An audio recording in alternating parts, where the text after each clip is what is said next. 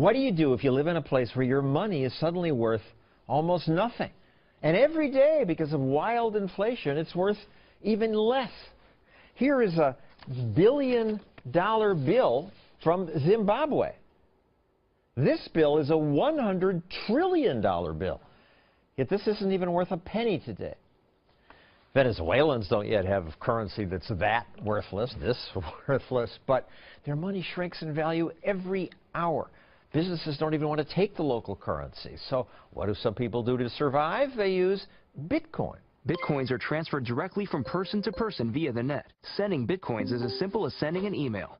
And you can purchase anything with Bitcoin. Okay, I get it. This is complicated.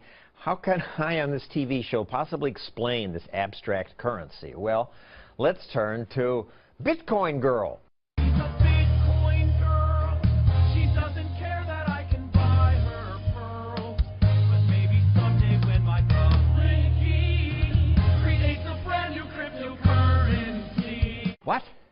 Well, that video was made by one of my producers before I hired her. She worked for the New York Bitcoin Center. That's Naomi Brockwell. Welcome. Are you embarrassed watching this now? That is not the cheesiest Bitcoin video I've made, actually.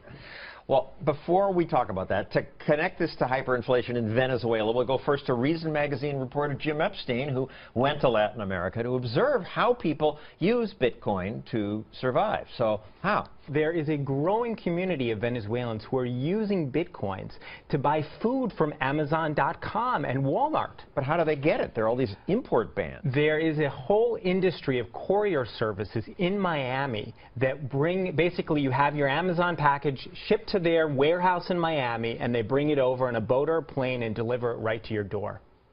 And bribe the police? They are expert at getting the goods through Venezuelan customs. It's very doable, though. There are many firms that are doing this.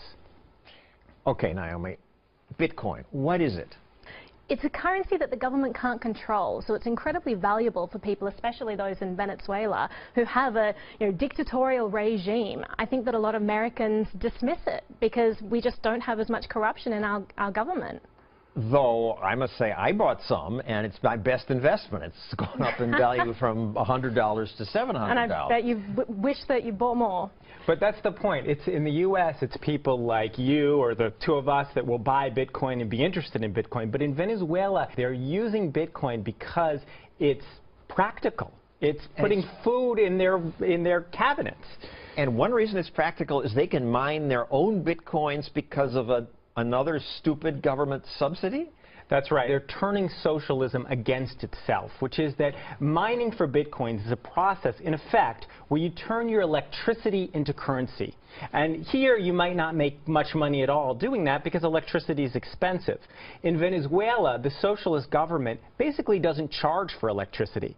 So what these Venezuelan Bitcoin miners have discovered, that if you buy from China often a special computer, you can hide it in your bedroom, it's almost like a money mint. It's just generating this currency that you can then take and actually buy real things. The computer has to solve problems and that. They're running rapid computations. In America, because we have real prices, it might not be affordable for people. In Venezuela, it's easy.